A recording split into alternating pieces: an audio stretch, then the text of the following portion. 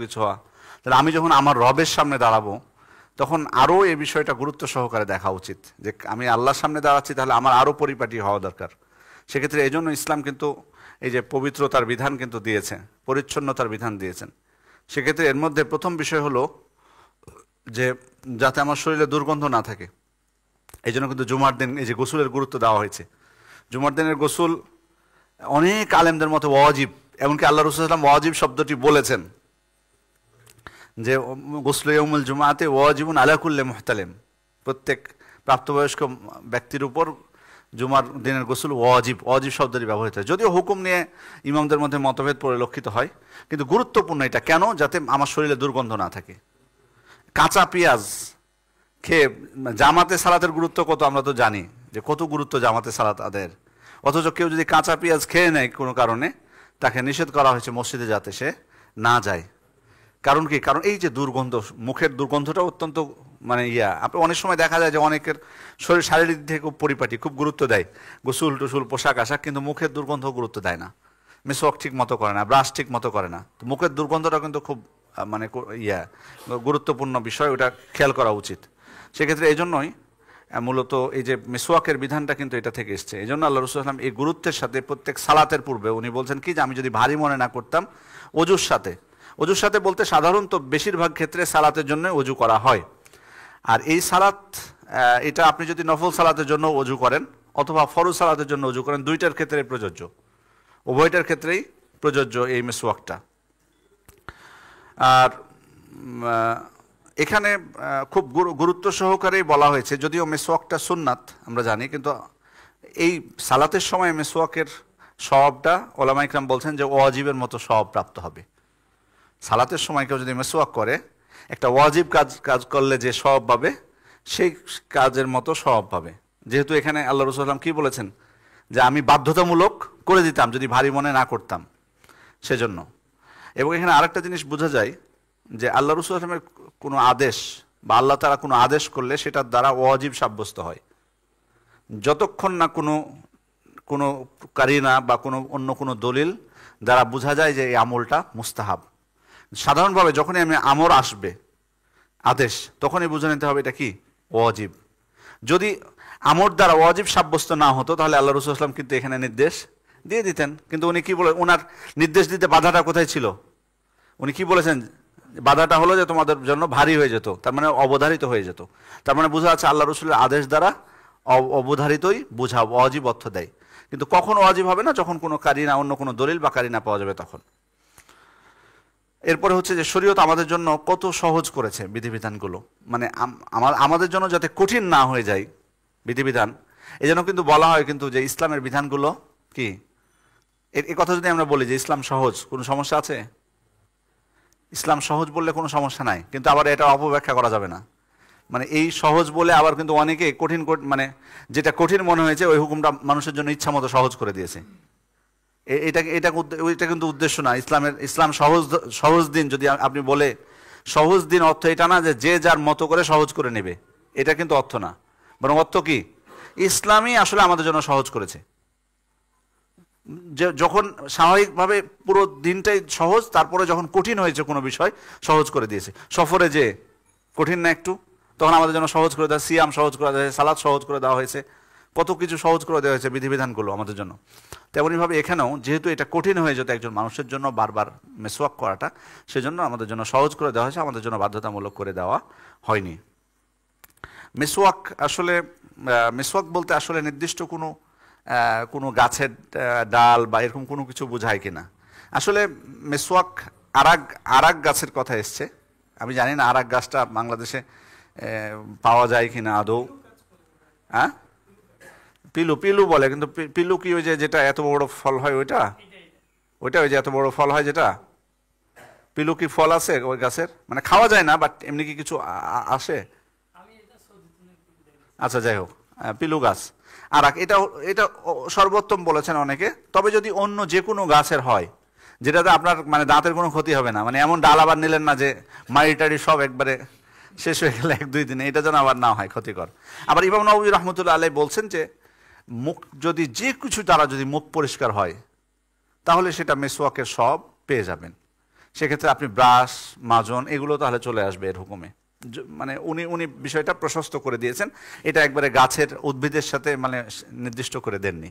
উনি বলেছেন এটা উন্মুক্ত। কেউ যদি আপনি যদি মানে মেসওয়াকের পরিবর্তে ব্রাশ করেন কোনো অসুবিধা নেই, অথবা মাজন ম্যাজিক টুথ পাউডার দিয়ে দাঁত মেজে নিলেন, কোনো অসুবিধা নাই, এটাও মেসওয়াকের অন্তর্ভুক্ত, এটাও অনেকেই বলেছেন। তবে অবশ্যই যেটা দ্বারাই করি না কোনো আমার স্বাস্থ্যের বিষয়টা যাতে আবার খেয়াল রাখি, মানে কোনো ক্ষতিকর কোনো কিছু যাতে না হয় স্বাস্থ্যের জন্য, এটা খেয়াল রাখবো আমরা অবশ্যই।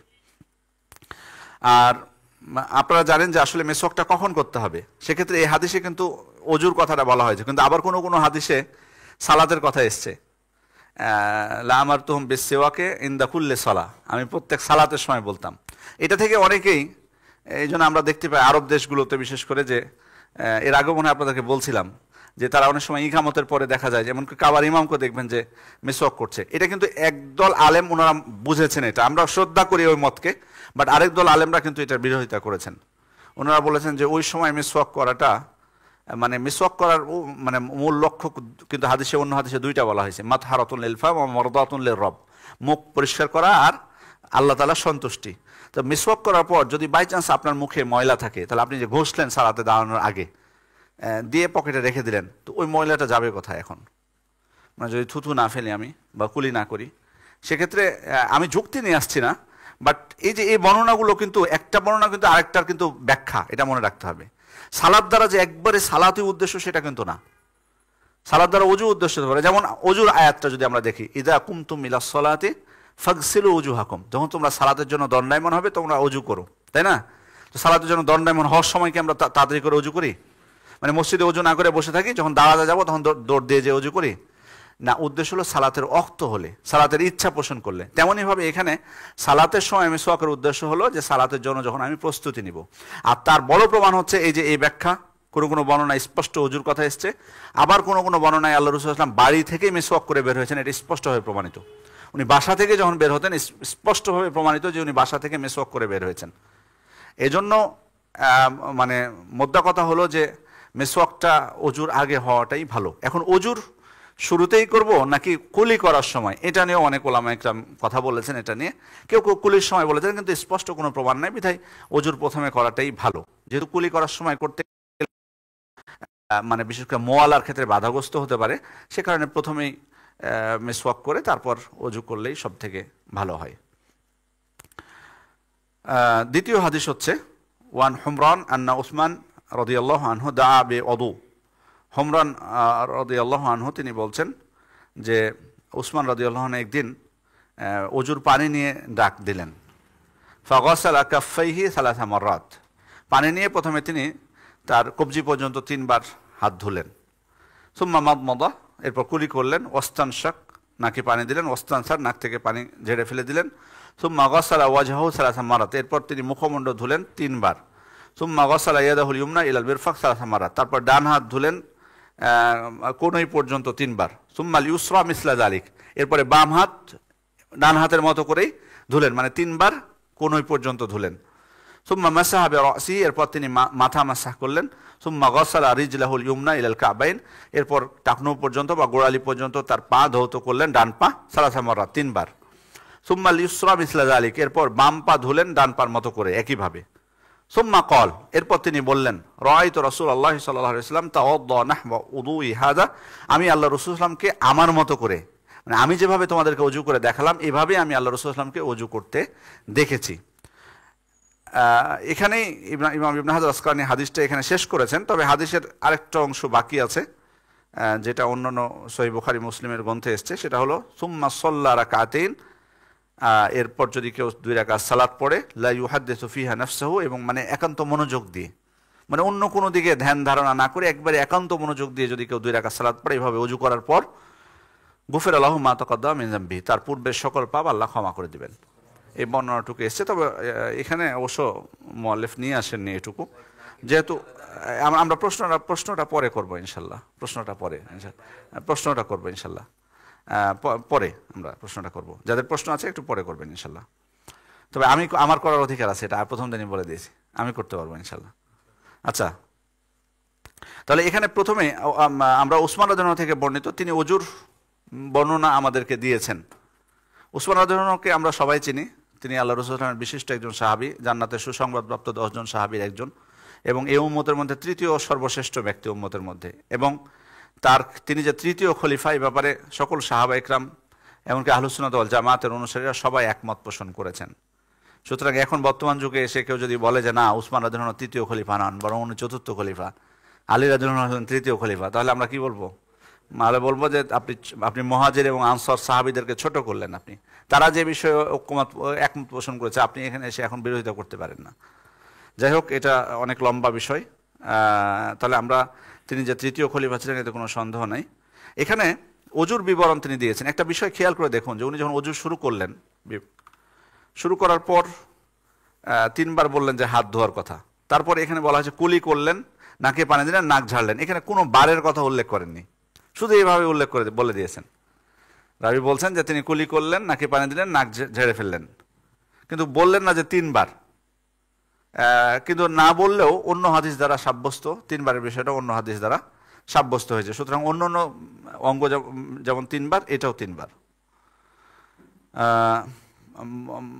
মুখে কুলি করা বলতে মুখের মানে পানি মুখে নিয়ে পানিটা ঘোরানো মুখের মধ্যে, এটাই হলো কুলি করা।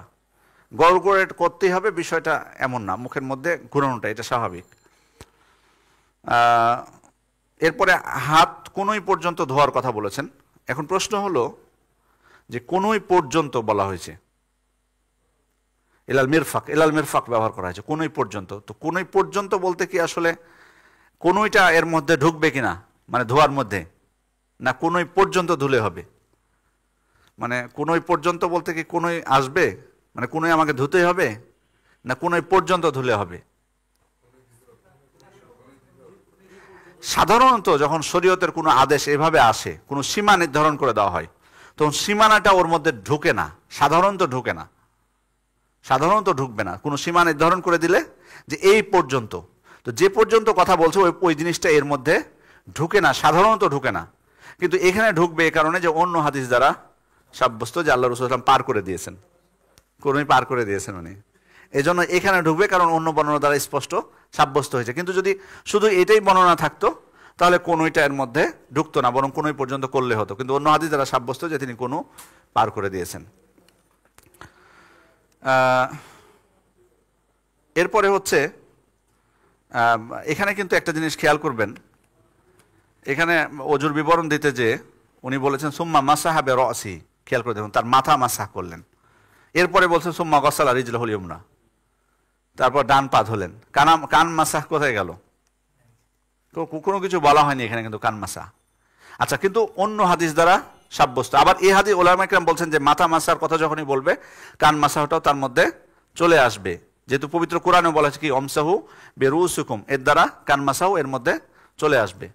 সুতরাং মোদ্দা কথা হচ্ছে যে কান মাসা এর মাথা মাসার মধ্যে চলে আসে, এটা 1 নাম্বার। 2 নাম্বার হচ্ছে অন্য হাদিস দ্বারা সাব্যস্ত যে আল্লাহ রাসূল সাল্লাল্লাহু আলাইহি ওয়াসাল্লাম কান মাসা করেছেন, যেটা আসবে আমাদের সামনে। তাহলে কি আমরা বলবো যে এই হাদিসের সাথে ওই হাদিসের বিরোধ আছে? এটা বলা ঠিক হবে না। অতিরিক্ত কোনো কিছু যদি আসে ওটা বিরোধ বোঝায় না এটা। এখানে একটা বিষয় যে ওসমান রাদিয়াল্লাহু আনহু খুব সুন্দরভাবে দেখুন অজুটা যখন শেখাতে চেয়েছেন তখন কিন্তু উনি পানি নিয়ে এসে সরাসরি কিন্তু অজুটা প্র্যাকটিক্যালি করে দেখেছেন। তো ইসলামের বিধানগুলোর ক্ষেত্রে যদি সম্ভব হয় স্টুডেন্টদেরকে যখন শিক্ষা দেওয়ার ক্ষেত্রে, তাহলে সরাসরি শিক্ষা দেওয়াটা সর্বোত্তম, এটা বোঝা যাচ্ছে। আর এখানে আসলে মানে কাউকে কোনো কিছু যদি কেউ কোনো কিছু যদি জানে, তাহলে ধরুন উনি বলছেন যে আমি আপনাদেরকে এটা শেখাবো, এটা কিন্তু মনে করলে চলবে না যে এটা ইখলাসের ঘাটতি বা এটা অহংকার, এটা সর্বাবস্থায় কিন্তু মনে করলে চলবে না। ধরুন আমি আপনাদেরকে যদি বা এখানে হয়তো কোনো ব্যক্তি আপনাদেরকে বলল যে আপনাদেরকে আমি কম্পিউটার চালানো শেখাবো, অথবা আমি আপনাদেরকে গাড়ি চালানো শেখাবো, আসেন কে কে আসবেন। এটা কি আমি বলবো যে ওই ব্যক্তি গর্ব করে বলছে ও জানে তাই আমাদের সামনে একটা ভাব নিল? না, এটা বলা সবসময় ঠিক হবে না। কারণ উনি ভালো আমাদের উপকারই করতে চেয়েছেন, যে গাড়ি চালানোটা যদি শিক্ষা থাকে ভবিষ্যতে আমাদের কি উপকার হতে পারে। তো ওসমান রাদিয়াল্লাহু আনহু এখানে তিনি কিন্তু তাকে কিন্তু কেউ বলেননি, যে আপনি অজু করে দেখান আল্লাহ রাসূল সাল্লাল্লাহু আলাইহি ওয়াসাল্লাম কিভাবে অজু করেছেন। উনি নিজেই কি বলছেন যে পানি নিয়ে এসো অজুর, আমি তোমাদেরকে দেখাবো আল্লাহ রাসূল সাল্লাল্লাহু আলাইহি ওয়াসাল্লাম কিভাবে অজু করতেন। সেক্ষেত্রে ভালো কিছু শিক্ষা দেওয়া মানুষকে, এটার উদ্দেশ্যে এটা না যে নিজের মানে জ্ঞান জাহির করার চেষ্টা করা বা কিছু, তবে যেন উদ্দেশ্য আবার না থাকে, এটা মনে রাখতে হবে, বরং একনিষ্ঠভাবে আল্লাহ তাআলা সন্তুষ্টির উদ্দেশ্যে মানুষকে আমরা জ্ঞান শিক্ষা দেব। এরপর হচ্ছে অজুর অঙ্গ প্রত্যঙ্গগুলোর ক্ষেত্রে ডান দিক থেকে শুরু করা, এটা হচ্ছে সর্বোত্তম মুস্তাহাব, যেটা এই হাদিসে কিন্তু বারবার বলা হয়েছে। কি করলেন? তার ডান হাত ধুলেন, তার ডান পা ধুলেন, তার মানে আমার ডান দিক থেকে শুরু করা উচিত, যেটা আল্লাহ রাসূল সাল্লাল্লাহু আলাইহি ওয়াসাল্লামের সুন্নাত ছিল প্রতিটা ক্ষেত্রে। কানা ইউজিবুহু তায়াম্মুন, প্রত্যেকটা ক্ষেত্রে তার ডান দিক থেকে শুরু করাটাকে কি তিনি পছন্দ করতেন। এরপর হচ্ছে তারতিব, ধারাবাহিকভাবে অজু করা, এটাও কিন্তু এই হাদিস থেকে সাব্যস্ত হয়েছে। পবিত্র কোরআনে যেভাবে আল্লাহ তাআলা বর্ণনা করেছেন অজুর রুকনগুলো, সেভাবে কিন্তু সেভাবে বলেছেন না, এখানেও একইভাবে কিন্তু ধারাবাহিকভাবে এসছে। হাত ধোয়া, তা কুলি করা, নাকে পানি দেওয়া, মুখমণ্ডল ধৌত করা, ডান হাত ধৌত করা, মাথা মাসা করা, আবার পা ধৌত করা, ধারাবাহিকতা রক্ষা করা, এটা ওই হাদিস থেকে আমরা বুঝতে পারি। তবে শেষ যেটা আমরা হাদিসটা বললাম যে কেউ যদি 2 রাকাত সালাত আদায় করে মনোযোগ দিয়ে, এখান থেকে বোঝা যাচ্ছে সালাতে একাগ্রতার গুরুত্ব। সালাতে একাগ্রতার গুরুত্ব মানে এখানে কিন্তু আমি অজু করার পর, তাহিয়াতুল ওযু যেটা, অজু করার পর আমি 2 রাকাত সালাত আদায় করলে আমার পাপ মোচন হবে বা আমি জান্নাতে যাব। শর্ত হলো কি? সালাতে যদি আমার একাগ্রতা থাকে, তাহলে আমি যদি অমনোযোগী হই, মানে আমার সালাতে দাঁড়িয়েছে কিন্তু চিন্তা ভাবনা হলো বাইরে, মানে আসলে আদৌ দোয়া দরুদ কিছু পড়েছি কিনা সেটাও আমি বলতে পারবো না, বা কয় রাকাত পড়েছি সেটাও আমি বলতে পারছি না, তাহলে কিন্তু এসব পাওয়া কঠিন। এজন্য আমাদেরকে মনোযোগের সাথে সালাত আদায় করতে হবে। এরপরের হাদিস হচ্ছে আন আলী রাদিয়াল্লাহু আনহু, আলী রাদিয়াল্লাহু থেকে। প্রথমে আমরা উসমান রাদিয়াল্লাহু আনহু হাদিস শুনলাম, এরপর হচ্ছে আলী রাদিয়াল্লাহু থেকে। আন আলী রাদিয়াল্লাহু আনহু ফি সিফাতি উযুইন নবী সাল্লাল্লাহু আলাইহি ওয়াসাল্লাম قال, একটু মনোযোগ সহকারে শুনবেন হাদিসটা। উনি কিন্তু এখন যে বর্ণনাগুলো নিয়ে আসবেন, অজুর বর্ণনা কিন্তু উসমান রাদিয়াল্লাহু থেকে মোটামুটি দিয়ে দিয়েছেন। এখন যে বর্ণনাগুলো উনি নিয়ে আসছেন হাদিসগুলো, সেগুলোতে অতিরিক্ত কি আছে সেটুকু শুধু নিয়ে আসছেন। মানে আলী রাদিয়াল্লাহু আনহু তো উনি বিবরণ তো দিয়েছেন অজুর, কিন্তু উনি ফুল বিবরণটা এখানে নিয়ে আসবেন না, অতিরিক্ত কিছু যদি থাকে সেটাই উনি নিয়ে আসবেন। তো আলী রাদিয়াল্লাহু আনহু থেকে কি নিয়ে আসছেন? ওয়ান আলী রাদিয়াল্লাহু আনহু ফি সিফাতি উযুইন নবী সাল্লাল্লাহু আলাইহি ওয়াসাল্লাম قال ومسح برأسه واحدة أخرجه أبو داود وأخرجه الترمذي والنسائي بإسناد صحيح। হাদিসটি ইমাম আবু দাউদ, ইমাম তিরমিজি এবং নাসাই বর্ণনা করেছেন। আলী রাদিয়াল্লাহু আনহু থেকে বর্ণিত, আল্লাহ রাসূল সাল্লাল্লাহু আলাইহি ওয়াসাল্লামের ওজুর বিবরণ দিতে যে উনি বলেছেন যে তিনি একবার মাথা মাসাহ করেছিলেন। আচ্ছা, এখানে কি অতিরিক্ত নিয়ে আসলেন আগের হাদিসের থেকে?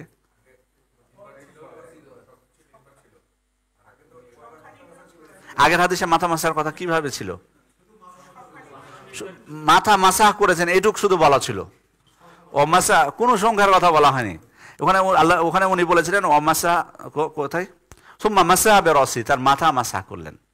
কিন্তু এই বর্ণনা এসেছে কি? ও মাসা বিরাসি ওয়াহিদাতান, তিনি একবার মাথা মাসাহ করেছেন। এই জন্য কিন্তু আলী রাদিয়াল্লাহু আনহু এই বর্ণনাটা উনি মুআল্লিফ নিয়ে এসেছেন, এই অতিরিক্ত অংশটুকু বোঝানোর জন্য। আচ্ছা, এরপরের হাদিস হচ্ছে আন আব্দুল্লাহ ইবনে ইয়াজিদ ইবনে আসিম রাদিয়াল্লাহু আনহু ফি সিফাতিল উযু।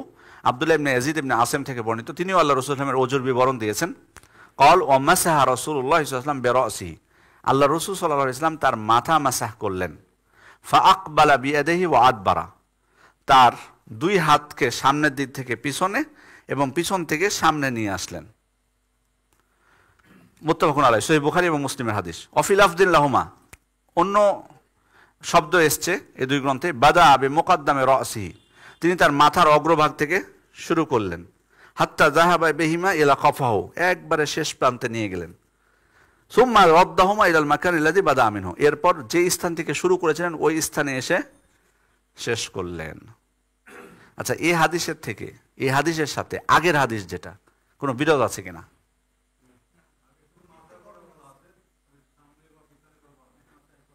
একবার মাথা মাসার কথা বলা হয়েছে, আর এখানে কয়বারের কথা বলা হলো? মানে আমি আবার আপনাদেরকে একটু সচেতন হওয়ার কথা বলছি। ওখানে বলা হয়েছে যে একবার মাথা মাসা করলেন, আর এই হাদিসে বললেন যে আল্লাহ রাসূল মাথা মাসা করেছেন, শুরু করেছেন মাথার অগ্রভাগ থেকে, তারপর পিছনে নিয়ে গেছেন, পিছন থেকে নিয়ে আবার সামনের দিকে ফিরে দিয়েছেন। কোনো বিরোধ আছে কিনা? উনি বলেছেন নাই। আপনাদের এখানে? আমার তো মনে হচ্ছে আছে, আমার তো মনে হচ্ছে আছে বিরোধ।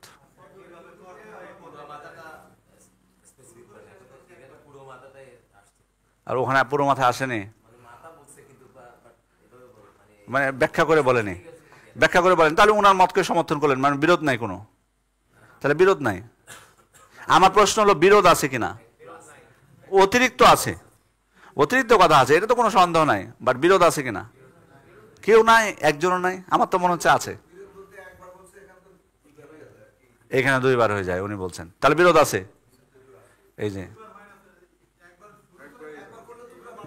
জি, আসলে মাথা মাসাহ হলো যখন আমি সামনের দিক থেকে নিয়ে যে পিছনে নিয়ে যে, এটা কিন্তু একবার এখনো হয়নি।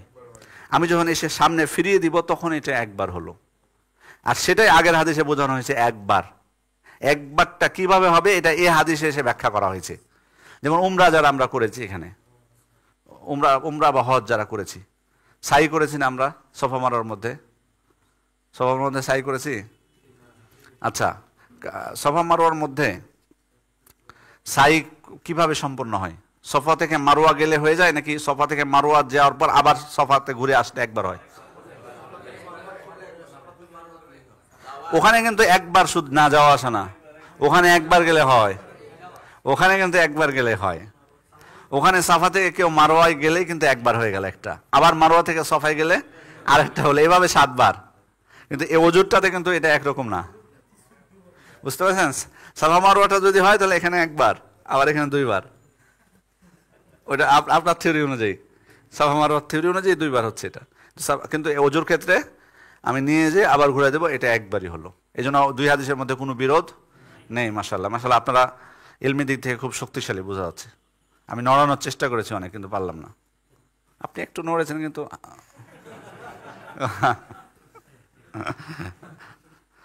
আমাদের খুব ঘনিষ্ঠ মানে নিকটে, ওই জন্য একটু মজা করলাম, আপনারা মাইন্ড করবেন না আবার। আচ্ছা, এরপরে হাদিস হচ্ছে আন আব্দুল্লাহ ইবনে আমর রাদিয়াল্লাহু আনহুমা ফি সিফাতিল উযু। আব্দুল্লাহ ইবনে আমর রাদিয়াল্লাহু থেকে বর্ণিত, তিনি আল্লাহ রাসূল সাল্লাল্লাহু আলাইহি ওয়াসাল্লামের ওযুর বিবরণ দিচ্ছেন, তিনিও বিবরণ দিয়েছেন। তিনি বলছেন সুম্মা মাসাহা বিরাসিহি, এবার আবার খেয়াল করবেন এখানে, তিনি তার মাথা মাসাহ করলেন। ওয়া আদখালা ইসবাআইহি আস-সাববাহাতাইনি ফি উযুনাইহি, তার 2 তর্জনী বা শাহাদাত আঙ্গুল তার কানের মধ্যে ঢুকালেন। ওয়া মাসাহা বিইবহামাইহি যাহিরা উযুনাইহি, আর তার 2 বৃদ্ধাঙ্গুলি দিয়ে কানের উপরিভাগ মাসাহ করলেন। তাহলে এখানে অতিরিক্ত কোনটা, এটা স্পষ্ট কি? কান মাসাহটা। আগে মাথা মাসার বিবরণ দিয়েছেন, এই হাদিসে উনি অতিরিক্ত এই হাদিস কেন নিয়ে এসছেন? কান মাসাহটা এখানে স্পষ্ট করে বলা হয়েছে। কান মাসাহ নিয়মটা যে ভিতর আমি মাসাহ করব কোন আঙ্গুল দিয়ে? তর্জনী বা শাহাদাত আঙ্গুল দিয়ে। আর আর বাইরটা আমি মাসাহ করব বৃদ্ধাঙ্গুলি দিয়ে, বাইরটা আমি বৃদ্ধাঙ্গুলি দিয়ে মাসাহ করব। এই হাদিসটিও ইমাম আবু দাউদ এবং ইমাম নাসাই বর্ণনা করেছেন, ইবনে খুজাইমা সহিহ বলেছেন। এরপরের হাদিস হচ্ছে আন আবি হুরায়রা রাদিয়াল্লাহু আনহু قال قال রাসূলুল্লাহ সাল্লাল্লাহু আলাইহি ওয়াসাল্লাম ইযা ইস্তাইকায আহাদুকুম মিন মানামিহি ফালইস্তানসি সালাসান, তোমাদের কেউ যখন ঘুম থেকে জাগবে তখন 3 বার নাক ঝাড়বে। ফাইন্নাশ শাইতানা ইয়াবিতু আলা খায়শুমিহি, কারণ শয়তান রাত্রি যাপন করে কোথায়? তার নাকের ছিদ্রের ভিতরে শয়তান রাত্রি যাপন করে। সহিহ বুখারী মুসলিমের হাদিস। তাহলে এটা কিন্তু মানে আলাদা কোনো বিধান না, এটা আসলে ওযুর মধ্যেই, এটা ওযুর মধ্যেই। কিন্তু এখানে এই বর্ণনাটা কেন নিয়ে এসছেন উনি? অতিরিক্ত, এখানে অতিরিক্ত কি আছে?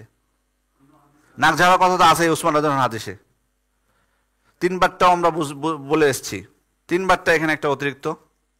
আগের উসমান রাদিয়াল্লাহু আনহু হাদিসে 3 বারের কথা ছিল না নাক ঝাড়ার ক্ষেত্রে। আর কি অতিরিক্ত এখানে? মানে শয়তান নাকের ছিদ্রের ভিতরে রাত্রি যাপন করে, এখানে এটা অতিরিক্ত বলা হয়েছে। এখানে খেয়াল করুন যে আল্লাহ রাসূল সাল্লাল্লাহু আলাইহি ওয়াসাল্লাম বলছেন যখন কেউ তোমাদের ঘুম থেকে জাগে, তার মানে এখানে কিন্তু উনি বলে দেননি যে সকালে জাগুক বা দুপুরের পরের ঘুম থেকে জাগুক, দিন রাত যে কোনো ঘুমের ক্ষেত্রে এখানে কিন্তু বোঝা যাচ্ছে। কিন্তু আরেকটু যদি সামনে যান হাদিসের, এই কথার দ্বারা ইজাস্তাইকায আহাদুকুম মিন নাওমি, তোমাদেরকেও যখন ঘুম থেকে জাগ্রত হয় তখন যেন 3 বার নাক ঝেড়ে ফেলে। এটা কিন্তু আমরা বুঝলাম। এটা এখন আপনারা বলে দিলেন কি যে ঘুম বলতে রাত্রে দিনের যখনই ঘুম থেকে উঠুক কোনো সমস্যা নেই তখনই। কিন্তু হাদিসের পরের অংশ খেয়াল করুন যে শয়তান তার নাকের ছিদ্রে রাত্রি যাপন করে, এবিত বলা হয়েছে এখানে। তাহলে এখানে এসে এটা দ্বারা বোঝায় কি? এটা রাত্রের ঘুমের সাথে খাস, এটা রাত্রের ঘুমের সাথে খাস, রাত্রের ঘুমের সাথে খাস। তবে অজুর নিয়ম তো আমরা জানি, অজু করলে তো তখন অজুর মতো করে করব, বাট এটা মূলত রাত্রের ক্ষেত্রেই বোঝানো হয়েছে। আর এখানে শয়তান বলতে শয়তানই বোঝানো হয়েছে, সেটা ইবলিস হতে হবে, সেটা ইবলিসের সহচর সবাই যে কেউ হতে পারে। আর এই শয়তান যে মানুষের প্রকাশ্য শত্রু সর্ব অবস্থায়, এটার প্রমাণ এটা। মানে জাগ্রত অবস্থায়ও আমাদের পিছিয়ে লেগে থাকে, আমরা যখন ঘুমাই তখনও লেগে থাকে। আল্লাহ রসুল ইসলামকে একজন এসে বললেন যে আল্লাহ রসুল অমুক ব্যক্তি সকাল করে দেয়, মানে সালাত দেয় করে না। কেউ কেউ বলছেন এটা উনি ফরজ সালাতের কথা বুঝেছেন, মানে ফজরের সালাত পড়ে না। আবার কেউ বলেছেন তাহাজ্জুদ পড়ে না। যেটাই হোক না কেন, যখন বলা হলো তখন উনি উত্তরে বললেন যাকার রজুল বাল শয়তান ফি উযুনিহি, ওই ব্যক্তির কানে শয়তান পেশাব করে দিয়েছে। এই হাদিসে দেখলাম নাকের ভিতরে থাকে, আর ওই হাদিস দ্বারা বোঝা যায় কানের ভিতরে পেশাব করে দিয়েছে। আবার অন্য হাদিস তো আমরা জানি যে কেউ ঘুমিয়ে গেলে শয়তান তার মাথার পিছনে কি দেয়, 3টা গিরা দেয়, দিয়ে বলে যে তোমার রাত্রি পড়েই আছে, তুমি ঘুমাও আরামে। যখন উঠে যায় দিয়ে আল্লাহ জিকির করে তখন একটা খুলে যায়, অজু করলে আরেকটা খুলে, তারপর সালাত আদায় করলে আরেকটা খুলে যায়। তারপর সে অত্যন্ত মানে ইয়ার সাথে প্রশান্তি বলেন, মানে খুব তার মধ্যে খুব ফুর্তি থাকে, ফুর্তির সাথে খুব সকাল করে। আর যদি কেউ ঘুমিয়ে থেকে যায় শয়তানের কথা অনুযায়ী, তাহলে সে দিনটা অলসতার সাথে কাটায়, মনের দিক থেকে সে শান্তি পায় না, প্রশান্তি পায় না। এটা বাস্তব ইমানদার ব্যক্তিদের ক্ষেত্রে। আলাকুল্লাহ হাল শয়তান মানুষের প্রকাশ্য শত্রু, সে সবসময় আমাদের সাথে মানে আমাদেরকে বিপদগামী করার চেষ্টা করে, সেটা ঘুমের মধ্যেও এটা হাদিস দ্বারা প্রমাণিত হয়। এরপরের হাদিস হচ্ছে ওয়ানহু, মানে আবু হুরায়রা থেকেই বর্ণিত, ইজাস্তাইকাযা আহাদুকুম মিন নাওমি, তোমাদের কেউ যখন ঘুম থেকে জাগবে ফালা ইয়াগমিস ইয়াদাহু ফিল ইনা, সে যেন পাত্রের মধ্যে হাত ডুবিয়ে না ফেলে, হাত্তা ইয়াগসিলাহা সালাসান, যতক্ষণ না সে 3বার সেটা ধুয়ে ফেলবে। মানে প্রথমেই যেটা ফাইন্নাহু লা ইয়াদরি আইনা বাতাত ইয়াদা, কারণ সে জানে না তার হাত কোথায় ছিল, ঘুমের মধ্যে তার হাতটা কোথায় ছিল। এই হাদিসে অতিরিক্ত কোনটা, এই লাস্টের কথাটুকু। হাত 3বার ধোয়ার কথা তো আগেই শুনেছি, যে লাস্টের এই কথাটুকু যে সে জানে না যে তার হাত কোথায় ছিল। তার মানে ঘুমের সময় শয়তান মানুষকে নিয়ে যে খেলা করে তার প্রমাণ এই যে এই হাদিসও আরেকটা। এবং তাকে মানে তার হাতে যাতে নাপাকি ভরে যায়, ওই জন্য সে যে কোনো জায়গায় আপনার ঘুমের মধ্যে হাতটা নিয়ে যেতে পারে। এবং এখানে আরেকটা জিনিস, আল্লাহ রসুল ইসলামের শিক্ষা দেওয়ার পদ্ধতি নিয়ে ওলামা একটা বলছেন যে হাদিস থেকে বোঝা যায় আল্লাহ রসুল ইসলামের শিক্ষাদান পদ্ধতি কত চমৎকার ছিল, যে তিনি কারণ সহ বলে দিয়েছেন, সুন্দর কারণও ব্যাখ্যা করে দিয়েছেন যে কেন তিনি 3বার হাত ধুতে বলছেন। তিনি কেন ঘুম থেকে যাওয়ার পর সরাসরি পাত্রে হাত ডুবাতে নিষেধ করছেন, এখানে উনি কারণ সহ ব্যাখ্যা করে দিয়েছেন।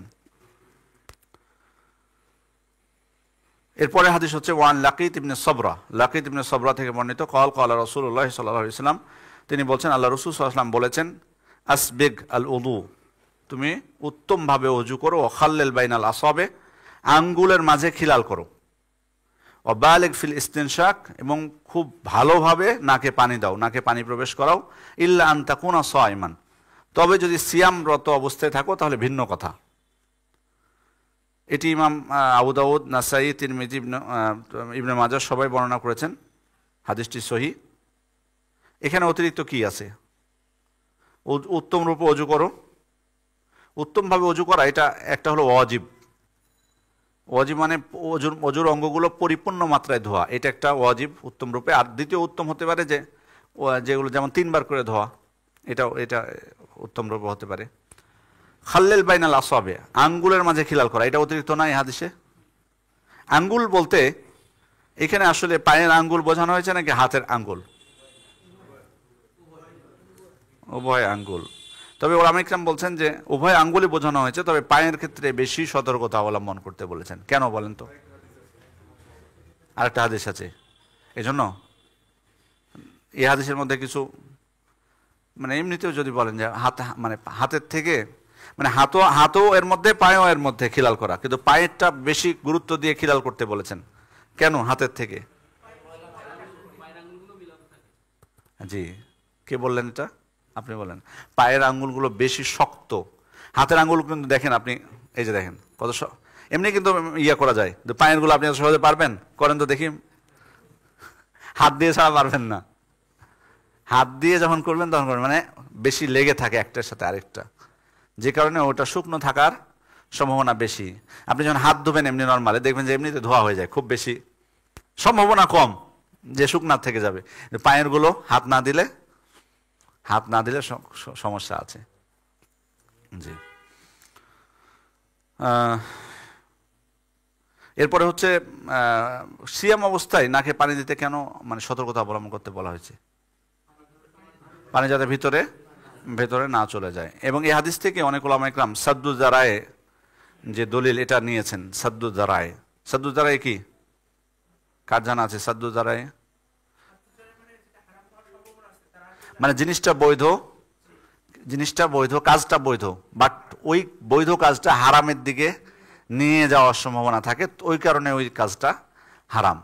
কাজটা বৈধ কিন্তু ওই কাজটা যেহেতু হারামের দিকে, নিষিদ্ধের দিকে নিয়ে যেতে পারে, তাই হারাম। না খেয়ে পানি দেওয়া ভালো হবে, এটা তো বৈধ, কিন্তু সিয়াম অবস্থায় কেন সতর্ক করতে বলছেন? কারণ ওই পানিটা সিয়াম ভঙ্গের দিকে যাওয়ার সম্ভাবনা আছে, এই জন্যই নিষেধ করেছেন। আমাদের শেষ হাদিস আজকের আমরা পড়ব।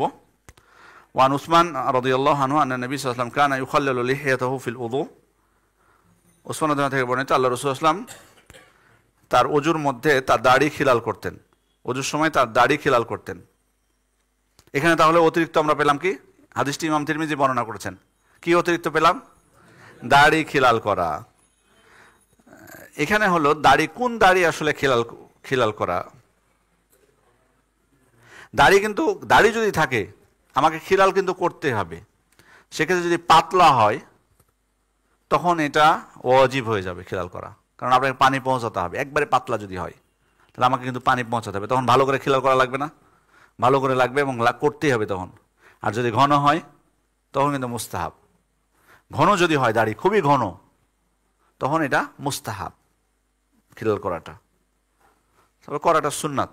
মুস্তাহাব কেন? ওলামা ইকরাম বলছেন যে ওযুর যে বিবরণগুলো আল্লাহ রাসূল সাল্লাল্লাহু আলাইহি ওয়াসাল্লাম থেকে এসেছে, বেশিরভাগ বর্ণনায় খিলালটা আসে নাই, দাড়ি খিলালটা, এই জন্য ওনারা মুস্তাহাব বলেছেন। কিন্তু দাড়ি পাতলা হলে আমার কিন্তু পানি পৌঁছাতে হবে, আর ঘন হলে তখন এটা মাপ আছে, ছাড় আছে, এটা শরীয়তের পক্ষ থেকে কি ছাড়, তখন হালকা খিলাল করলেই যথেষ্ট, আর না করলেও ওযু হয়ে যাবে।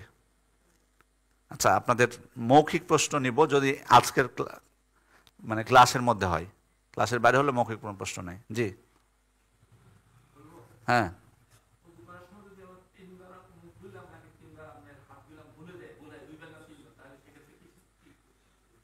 দুইবার না তিনবার? সন্দেহ হলে আপনি যদি তিনবার পূর্ণ করতে চান পারবেন, যেহেতু সন্দেহ 2-3-এর মধ্যে, 2-3-এর মধ্যে এটা।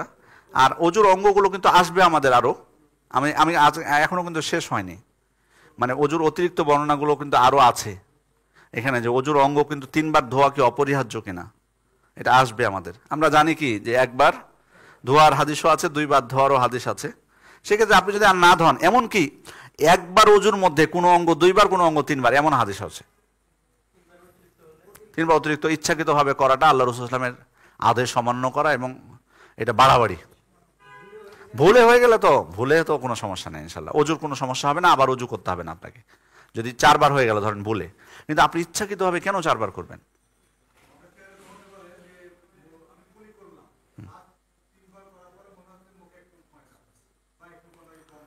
আলা কুল্লি হাল ওলামা ইকরাম বলেছেন যে 3বারের বেশি বাড়ানোটা ঠিক না, এটাই বলেছেন তারা, অতিরিক্ত অতিরিক্ত অতিরিক্ত না করাই উচিত। যে এটা নির্দিষ্টভাবে আসে নাই, নির্দিষ্টভাবে 3বারই করবে, 3বার মুখ ধোয়া যেহেতু, সেহেতু খিলাল করলে 3বারই করবে। জি,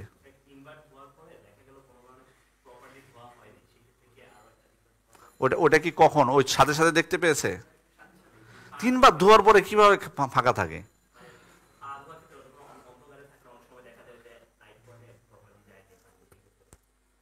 আলা করলে হাল, যদি ধীরে সাথে করা উচিত এটা। আর বিশেষ করে যদি আবার হয়, মানে লাস্টে হয়তো পা ধুতে যে আপনি দেখলেন এটা, তখন হয়তো পাটা ধুয়ে ফেললেন, কিন্তু যদি আগের অঙ্গগুলো হয় তখন তো আপনার মোয়ালা ক্ষতিগ্রস্ত হলে, এখানে যদি দেখেন যে আপনার ধোয়া হয়নি। তবে একটা জিনিস আপনাদেরকে বলি, সেটা হলো যে হাতের ক্ষেত্রে কিন্তু পার্থক্য আছে মানুষের অঙ্গ প্রত্যঙ্গের ক্ষেত্রে, কারো অঙ্গ তাড়াতাড়ি শুকায়, সেক্ষেত্রে অতিরিক্ত প্রচণ্ড খরা বা গরমের সময়, মানে প্রচণ্ড গরমের সময় যদি আপনি দেখেন যে পা ধুতে ধুতে আপনার হাত শুকিয়ে গেছে একটু, এটা খেয়াল করবেন আপনি যে এটা আপনার সব সময় হয় কিনা। এটা অনেকের হতে পারে, এটা প্রচণ্ড গরমের সময় হয়তো শুকিয়ে যেতে পারে, এটা অসুবিধা নাই, এমনিতেই যদি শুকিয়ে যায়। কিন্তু যদি এটা আপনার গাফলতির কারণে হয় যে পানি যায়নি, তাহলে তো সেটা হবে।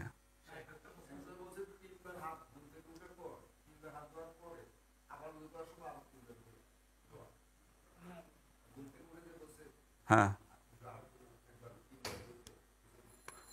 ওযু যদি উনি শুরু না করে থাকেন, এটার কোনো সংখ্যা নাই। না না না, ওটা উদ্দেশ্য না, ওটা উদ্দেশ্য না। 3 বার উদ্দেশ্য প্রথম থেকে, 6 বার না। না না, ওটা আলাদা কোনো 3 বার ধোয়া না, ওটা আলাদা 3 বার ধোয়া না।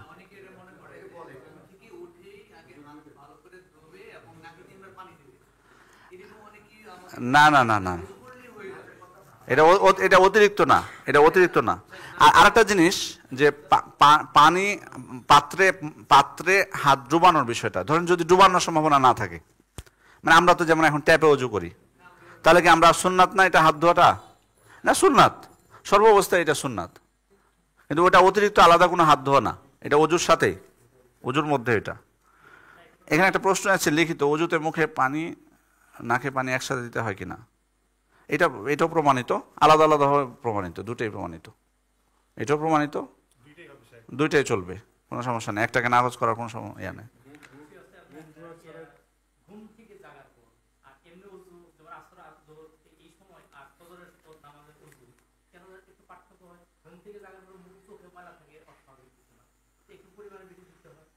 কিন্তু 3 বারের বেশি তো এটা আমরা আমরা শরীয়ত যদি অ্যালাউ না করে, আমরা তো নিজে থেকে এটা বাড়াতে পারবো না। শরীয়ত অনুযায়ী না, যতই ঘুম থেকে হোক, এটা আপনি বাড়াতে পারবো না। এটা আপনার যদি এমন সম্ভাবনা থাকে, ওলামা ইকরাম বলছেন যে এমন সম্ভাবনা থাকে যে আপনার অজুতে, এই জন্য ওনারা বলছেন যে যদি যেমন ধরুন, আমি উদাহরণ বলছি যে আপনি ধরেন গ্রাম অঞ্চলে কাদা মাটি থেকে আসলেন, মানে এমন অবস্থা যে আপনার পায়ে কাদা টাদা ভরে অবস্থা খারাপ হয়েছে, তা আপনার মনে হচ্ছে 3 বার ধুলে যাবে না, তো ওলামা ইকরাম বলছেন যে ওটা আগে একটু পরিষ্কার করে নেবে, যাতে অজুর মধ্যে ইবাদত, এটা কিন্তু খেয়াল করবেন, অজুটা কিন্তু একটা ইবাদত, এটা কিন্তু সাধারণ ধোয়া না। জি জি, তাহলে যদি ওরকম সম্ভাবনা থাকে আপনি আগে ধুয়ে ফেলবেন, কিন্তু অজুর মধ্যে 3 বার অতিরঞ্জন করাটা ঠিক না। জি জি, না না, ওটা এক অংশ না, ওটা লজ্জাস্থান বরাবর ছিটিয়ে দেওয়ার কথা আছে।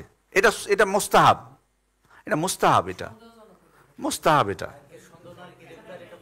না রেগুলার করাটা বাধার তো কোনো কিছু নাই। কাপড় কেন ধোবে? কাপড় ধোয়ার এখানে কথা না, এটা হালকা পানি ছিটিয়ে দেওয়া।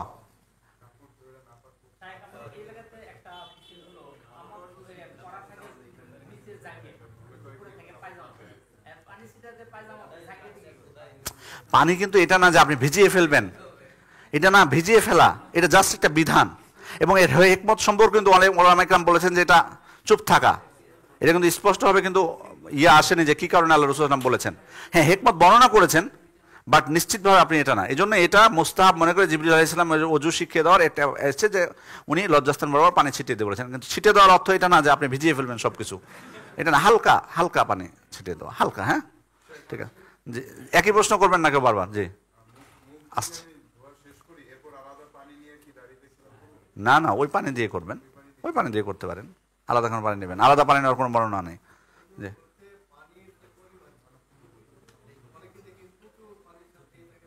হ্যাঁ, জি জি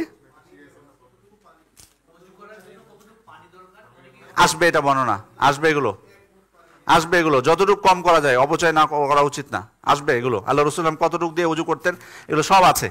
আপনারা মানে যেটা বলা হয়নি সেটা না, যেগুলো বলা হয়েছে সেটা নিয়ে কোনো প্রশ্ন আছে কিনা।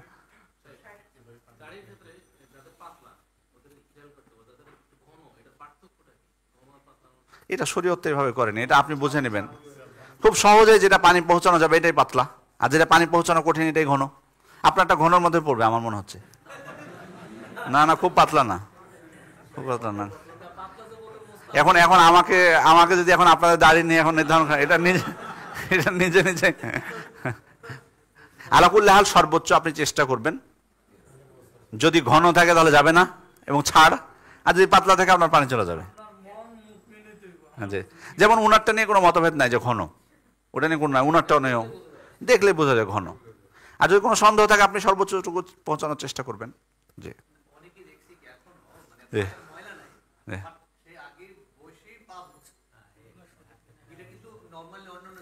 এটা না,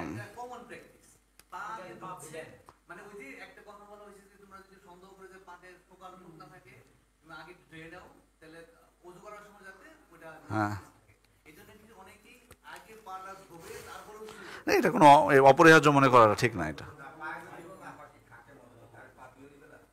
দিতে পারে, দিতে পারে বললাম তো, কিন্তু না না, আপনি তাই বলে অজু শুরু করলে ওটা আপনার তো অজুর কোনো ক্ষতি করছে না। মানে আপনি মনে করছেন যে পায়ে পেশাব ভরে আছে, আমি অজু করলাম, এগুলো কি বাতিল হয়ে গেল পায়ে পেশাব ভরে থাকার কারণে? না, লাস্টে ধরে চলবে, কোনো অসুবিধা নেই।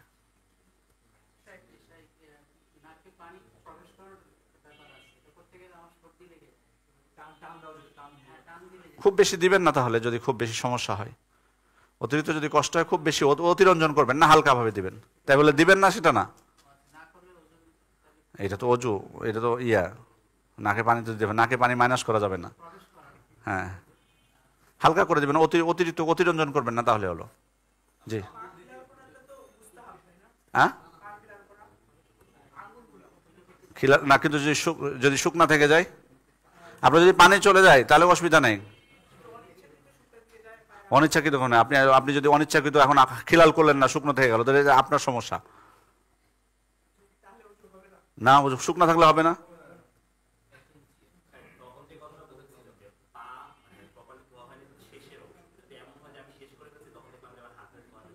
আপনি আবার করবেন, আবার করবেন অজু প্রথম থেকে। জি, কিন্তু হাত কিন্তু এমনিতে শুকিয়ে যায় অনেক সময় গরমের সময়, এটাও খেয়াল রাখতে হবে। জি, আমি 2 মিনিট প্রশ্ন। হ্যাঁ,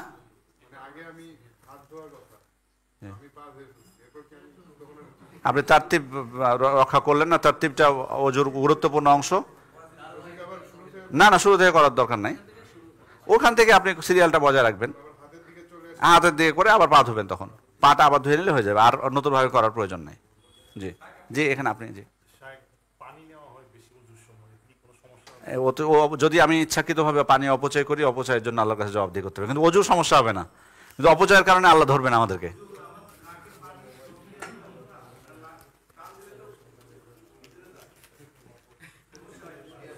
সিয়ামের সময় সাবধান, সিয়ামের সময় না, নখ দিয়ে না, হালকা ভাবে দিবেন, হালকা করে, হালকা করে। জাযাকুমুল্লাহু খাইরান, বারাকাল্লাহু ফিকুম, সুবহানাকাল্লাহুম্মা ওয়া বিহামদিকা, আশহাদু আল্লা ইলাহা ইল্লা আনতা, আস্তাগফিরুকা ওয়া আতুবু ইলাইক। আসসালামু আলাইকুম। আমি অনেক চিকিৎসা করতে দিয়ে থাকি, খুব